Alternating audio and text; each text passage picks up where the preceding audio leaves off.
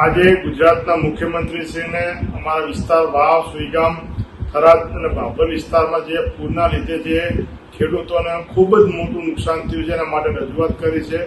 ખાસ કરીને ખેડૂતોનો જે પાક ધોવાણ થયો છે, પાકનો એનું વળતર આપવામાં આવે, જમીનનું જે ધોવાણ થયું એનું વળતર આપવામાં આવે અને જે પશુઓના મોત થયા છે એનું પણ સર્વે કરી તાત્કાલિક ધોરણે એમને સહાય ચૂકવવામાં આવે, કેસ્ટોલ ચૂકવવામાં આવે એની રજૂઆત કરી છે.